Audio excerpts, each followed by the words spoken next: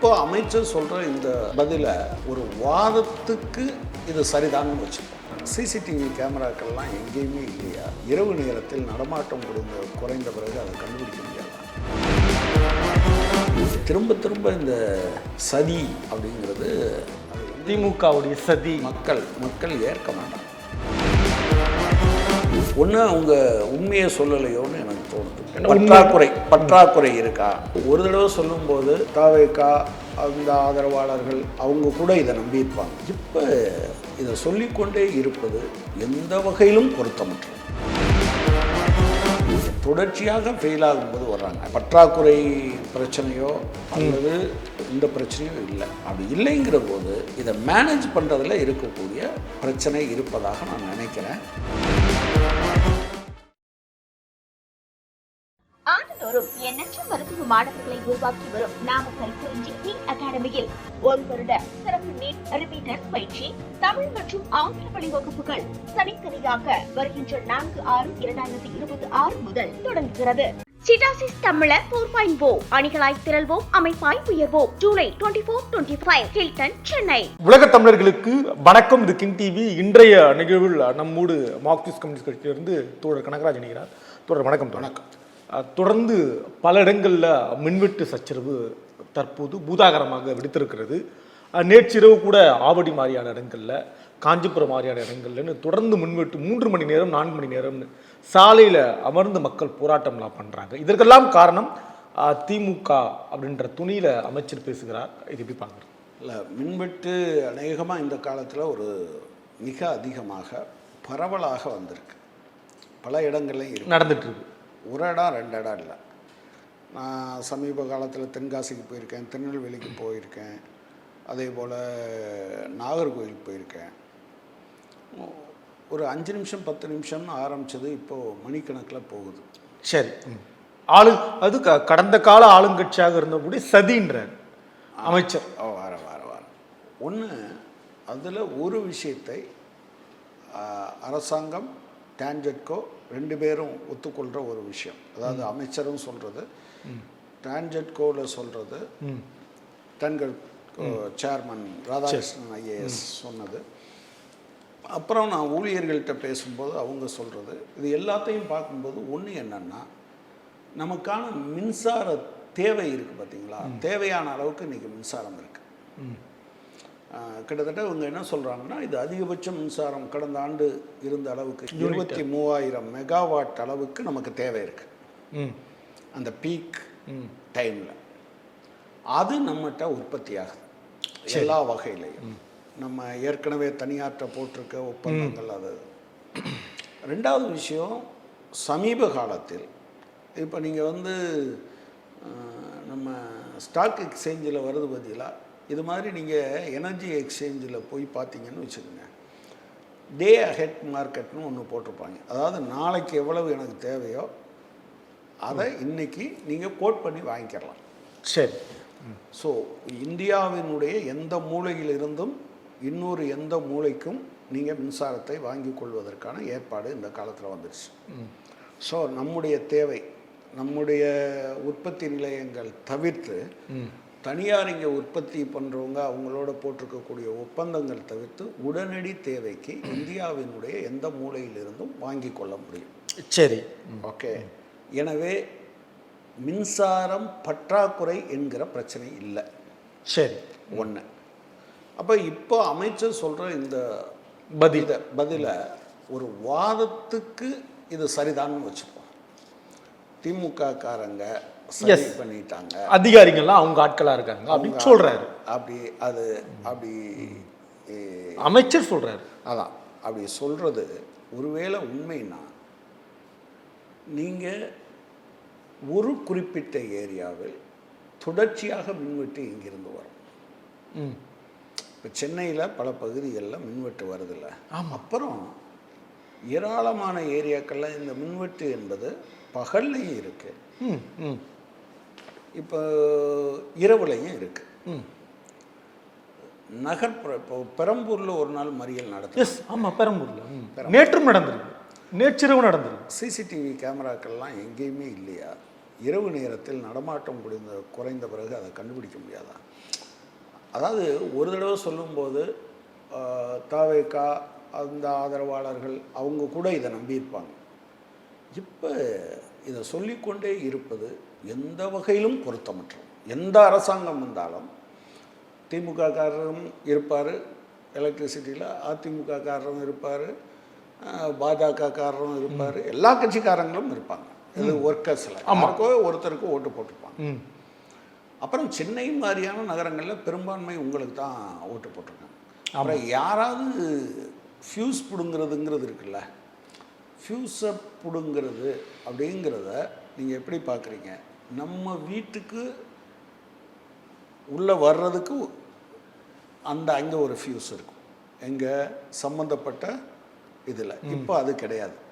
ஏன்னா எல்லாம் அப்புறம் உங்கள் வீட்டில் ஓவர் ஆச்சுன்னா ட்ரிப் ஆகுறதுக்கு வச்சுருப்பாங்க. சரியா? வேறு எங்கே இது நடந்திருக்கும்? இன்றைக்கு வரை அதிகாரிகள் இதை ஏதாவது எப்பாவது சதின்னு சொல்லியிருக்காங்களா? இல்லை.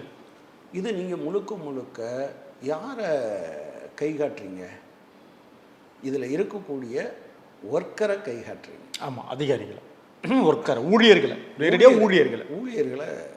அது 1% ஊழியர்கள் அவரே சொல்கிறார். 99% ஊழியர்கள் சரியாக இருக்காங்க, 1% ஊழியர்கள் சரியா இல்லை, கருப்பாடுன்றார்.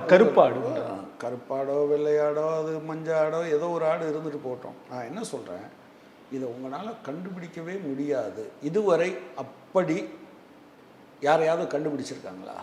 கண்டுபிடிக்கல. மக்கள் தான் கண்டுபிடிக்கணுன்றார். மக்கள் கண்டுபிடிக்க மாட்டாங்களா?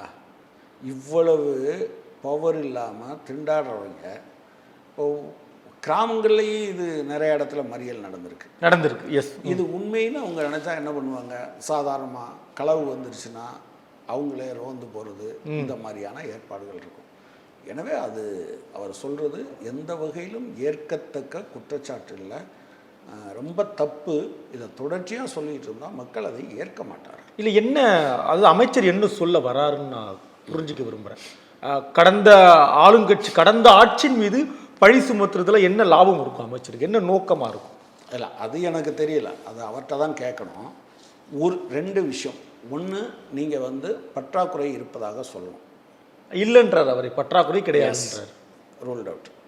அடுத்து முதல்ல என்ன சொன்னார்னா, டிஸ்ட்ரிபியூஷன் நெட்வொர்க்கு இன்ஃப்ராஸ்ட்ரக்சரில் ப்ராப்ளம் இருக்குது, உள்கட்டமைப்பில் சிக்கல் இருக்குது. கட்டமைப்பு சிக்கல்களை நீங்கள் உங்களுக்கு தெரியும்ல, ஸ்டெப் டவுன் பண்ணி தான் வரும். நம்ம வீட்டுக்கு எத்தனை வோல்ட்டில் வரும்? நீங்கள் அது அப்படியே வராது. அவ்வளவு மின்சாரமும் அது வரக்கூடிய ஃப்ரீக்குவன்சியை ஸ்டெப் டவுன் பண்ணுவாங்க. 33, 31லேருந்து 11 மெகாவாட், 11 மெகாவாட்லேருந்து அப்படி ஸ்டெப் டவுன் பண்ணி தான் கொடுப்பாங்க. எனவே இந்த இன்ஃப்ராஸ்ட்ரக்சரை நீங்கள் நினைக்கிற நேரத்தில் என்ன பண்ண முடியாது, மாற்றி அமைக்க முடியாது. இல்லை அப்படியே ஒன்று இருந்தால் ஒரு ஏரியாவை ஐசோலேட் பண்ணிட்டு தானே பண்ணுவீங்க, அதை பகலில் தானே பண்ணுவீங்க. சரி, பண்ணிட முடியும். ஏன் அது செய்யலை என்கிற கேள்வி இருக்குது.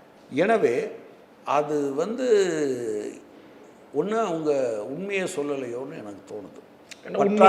பற்றாக்குறை இருக்கா? பற்றாக்குறை இருந்தால் அதில் ஒரு பிரச்சனை இருந்தது. கடந்த காலத்தில் இவங்கெல்லாம் அதை பற்றி பேசினதே கிடையாது. என்ன பேசினது கிடையாது? அதாவது எலக்ட்ரிசிட்டி நீங்கள் வாங்கும்போது இப்போது நீண்ட கால ஒப்பந்தம், இடைக்கால ஒப்பந்தம், உடனடி ஒப்பந்தம்னு 3 போடுவாங்க. இது 3லேருந்து தான் உங்களுக்கு கிடைக்கும். அது பற்றாக்குறை இருந்த காலம். இப்போ நான் சொன்ன டே ஹெட் மார்க்கெட், சென்ட்ரல் எலக்ட்ரிசிட்டி மத்திய மின்துறை ஏதோ ரெகுலேட்டரி அத்தாரிட்டின்னு இருக்காங்க, ஆணையம், மின்சார ஆணையம். அவங்க ஏலம் போட்டுக்கலான்னு சொல்லிட்டான். நீங்கள் ஒன்றை தெரிஞ்சுக்குங்க, அதுக்குள்ளே நிறையா இது இருக்குது. அது ஒரு யூனிட்டை 50 ரூபா வரை ஏலம் போடலான்ட்டு இருந்தோம். கம்யூனிஸ்டுகள் சண்டை போட்டோம். அநேகமாக மற்ற பல பேர் அதை பற்றி கண்டுக்கவே இல்லை. இப்போ என்ன வச்சுருக்காங்கன்னா மேக்ஸிமம் 20 rupees.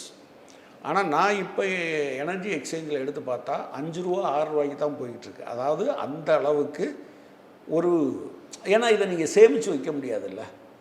ஸோ உற்பத்தியை தான் நீங்கள் குறைப்பாங்க. அந்த கிரிட்டில் இருந்து அதை இது பண்ணி விட்டுருவாங்க, டிஸ்கனெக்ட் பண்ணி விட்டுருவாங்க. ஸோ எனவே அமைச்சர் அப்படி சொல்லுவது, அது ஒரு முறை சொன்னார், 2 முறை சொன்னார், தொடர்ச்சியாக சொன்னால் அது சரியான வாதம் அல்ல. சாலையில் இரவில் அமர்ந்து போராட்டம் பண்ணக்கூடிய பெண்களை பார்க்குறோம். வயதானவர்கள் வந்து எங்களுக்கு உடம்பு சரியில்லாமல் இருக்குது, சுகர் இருக்குது, பிபி இருக்குது, நாங்கள் போராட்டம் பண்ணுறோம், குழந்தை வீட்டில் பிரச்சனையில் மாட்டிகிட்டு இருக்கான், போராட்டம் பண்ணுறோம்னு இப்படி சொல்கிறவங்களை கூட அமைச்சர் வந்து இந்த போராட்டமே போலியானது, சிலர் இந்த போராட்டக்காரர்களை இயக்குறாங்க, உடனே மின்சாரம்னா உடனே வந்து ரோட்டில் உட்கார சொல்லி இயக்குறாங்க அப்படின்னு அமைச்சர் சொல்கிறாங்க. தோணும் முதல் நாள் உட்கார்ந்தாங்களா? இல்லை இல்லை இல்லை இல்லை, அதுக்கு அடுத்தடுத்து உட்காராங்க. அடுத்தடுத்து உட்காராங்க. நீங்கள் தொடர்ச்சியாக ஃபெயில் ஆகும்போது வர்றாங்க. அதாவது நீங்கள் போராட்டத்துக்கான காரணத்தை நீக்க வேண்டுமே தவிர போராட்டத்துக்கான காரணம் இதுக்கெல்லாம் ஒரு அது அது அது அவங்களுக்கு ஒரு நோக்கம் சொல்லிக்கொண்டே இருக்க முடியாது. வயதானவங்க ஏன் இப்படி வராங்க? இரவு நேரத்தில் கண் முழிச்சு ஒரு நாள் முழுவதும் நோக்கத்தோடு இருக்கிறவங்க ஒரு 4 பேரோ 5 பேரோ வராங்கன்னு வச்சுக்கோங்க.